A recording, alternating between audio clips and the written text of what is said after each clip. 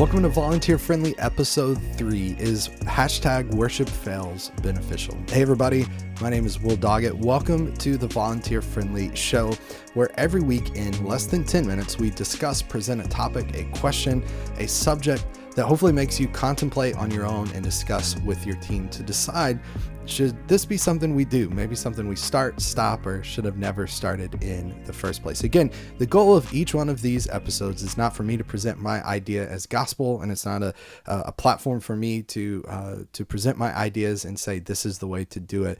But my goal is to provide you with a question that you can contemplate or discuss with your team. So if you're a worship leader, production person, anyone involved in making Sundays happen, then this show is for you. I post every single week, Thursday mornings at 10 a.m. Central.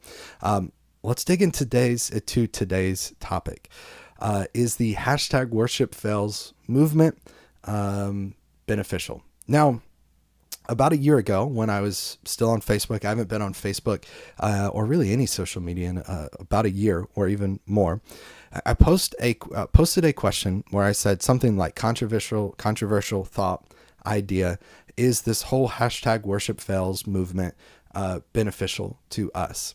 And I basically said that to me, and in my experience and what I thought, I think this whole WorshipFails thing is preventing a whole generation of people becoming worship leaders. Now that may be a very extreme kind of idea, but if you're not familiar with the WorshipFails idea, I mean, you can search YouTube and find endless videos of drum shields falling like this, of worship fails happening, Martin Smith putting his Bible on a keyboard and starting a drum loop and looking at the drummer and saying, you stop the tracks. There's also the WorshipFails Instagram account where you can see different clips of people leading worship and lots of failures, which basically the WorshipFails Instagram account is people complaining about tracks in Ableton, why they don't use it. And that causes other issues, but that's a whole nother discussion for another day.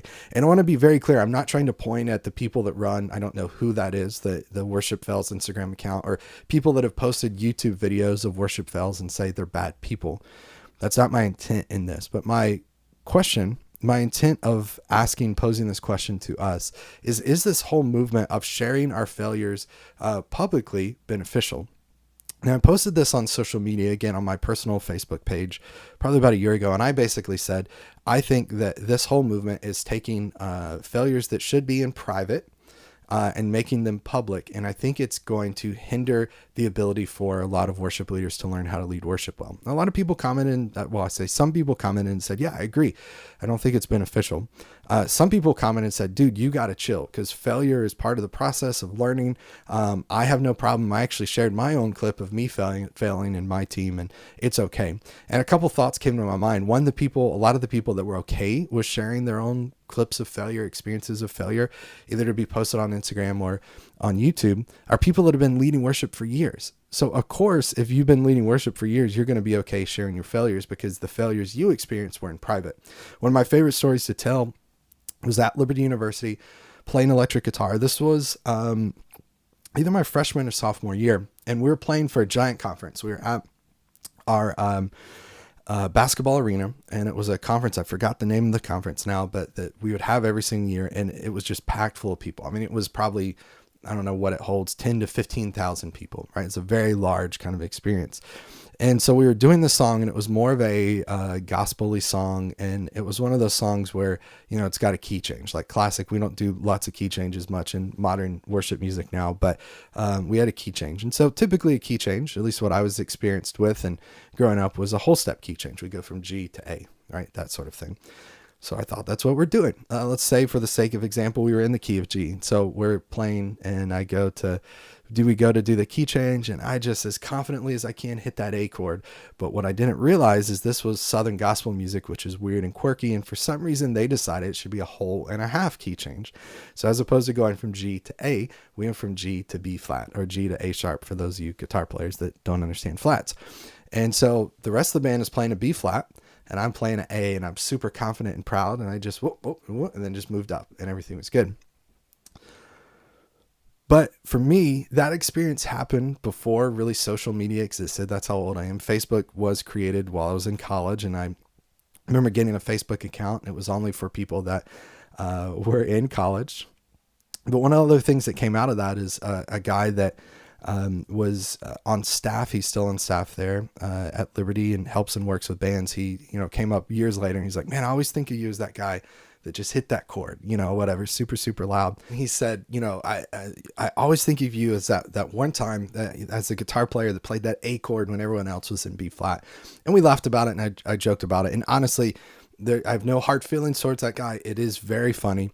And if you know me personally, a lot of you see Ableton tutorials and stuff, but you don't know me personally. You don't have years of experience working with me, serving in ministry with me. You know that I joke around all the time. I make fun of myself. I make fun of people that I enjoy being around and joke around. And so my particular pushback towards this worship fails thing is not one, we should all be super serious and godly, and to be godly means to not laugh or make a joke. That's 100% not me. That's not 100% my resistance.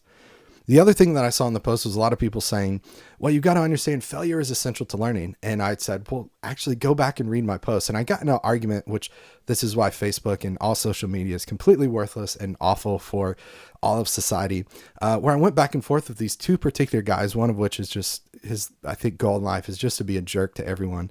We went back probably 5 comments where they kept trying to tell me and explain to me that I needed to understand, to lighten up and understand that failure is essential to learning. And I kept saying, go back up and read what I said. That's what I'm saying.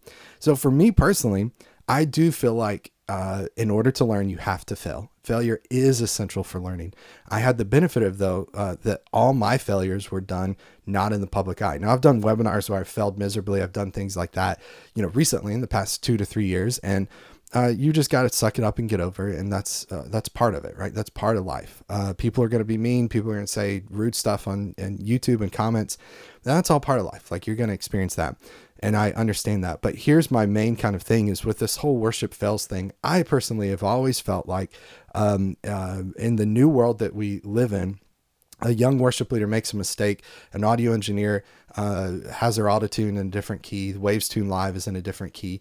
And then what happens after the service, we take that video and we post it. And here's the thing. You may be that worship leader, or you may be that audio person that uploaded that video, but did you get the consent of every single person on stage? You as the worship leader, audio engineer that uploaded that video, did you get the consent of the singer that was singing that they were out of key and makes them look stupid?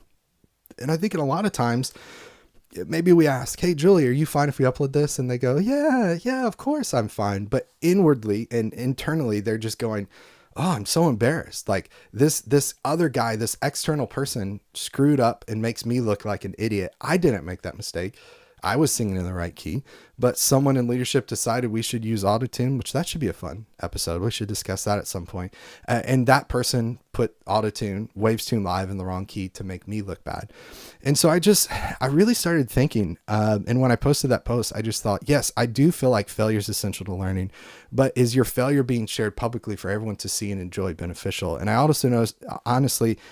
also noticed a moment where someone had shared a Worship Fails video of someone in the band making a mistake. And there was a famous worship leader that commented on that post and, said, oh, this is hilarious or whatever. And they weren't being mean. They weren't being mean spirited. They weren't saying that person is stupid and fat and ugly and they should never be allowed on stage and they're worthless. They just kind of commented on that. But I thought, to me, growing up, my worship leader idol, which is a terrible thing to say, and that should never be the thing, but was David Crowder. And I thought, what if I had uploaded a video of me leading worship and making a mistake, and I saw a comment from David Crowder, it's like, haha, that's hilarious. Now, again, I make fun of myself, I joke, and maybe that would be okay, but I can say that after 15 years worth of leading experience. I don't know that I could say that at year 1. So I just wonder, is Worship Fails movement beneficial to us? And again, I've maybe presented more of my perspective than I intended to in this episode, and that's not my intent with these. And so strip that away for a moment. I want to leave you with a couple processing questions as we end every episode. In every single episode, I present you 3 questions for you to contemplate on your own, discuss with your team. And if you want a PDF version of these questions to download to think through, then head to volunteerfriendly.com, look for episode 3. That's the episode we're on. Go to volunteerfriendly.com, look for episode 3, and you can download these questions as a PDF to discuss with your team and to contemplate on your own. Those questions are, number 1, how are we providing our team and ourselves opportunities to fail and learn? Okay, so number one, how are we providing our team and ourselves opportunities to fail and learn? Number two, have we participated in a worship fail? This one's going to be, you're not going to like this, but I'm thinking through this myself. Number two, have we participated in a worship fails conversation as a way to make us feel better about our own insecurities? Have we participated in a worship fails conversation as a way to make us feel better about our own insecurities? That one stings. I don't really like that one, but that's the point of this show. Number three, question three, have we shamed or humiliated our team by sharing their failures publicly without their permission? And even think through that even further. Maybe they gave us permission, but you know that person. If they're a kind of mild-mannered, sensitive person, quiet, maybe they gave their permission to still feel a part of the team, but really didn't feel like that's something they were okay with. So number three, have we shamed or humiliated our team by sharing their failures without their permission? Again, if you want a download of those questions for you to contemplate on your own or discuss with your team, head to volunteerfriendly.com. You can also join in the comment section there publicly for that episode and discuss that. Again, don't present your opinion as gospel truth, just present it as your opinion, discuss it there. And we'll see you on the next one. And hopefully it won't sting as much as this episode did. This one was a little touchy for me. And again, I'll do a better job in our next episode of not presenting my opinion so much, but continuing that discussion and conversation, because this is the goal for me, is to present these questions, present these thoughts as things for us to discuss, to not say they are good or they are bad, or we should do them or should not do them, but just to get us having the conversation, just to get us discussing, to get us personally contemplating. So we'll see you next week, Thursday at 10 a.m. Central in the morning. We post our next episode, and I'll see you there. Hope you're there. I will be there. Take care, everybody. Bye.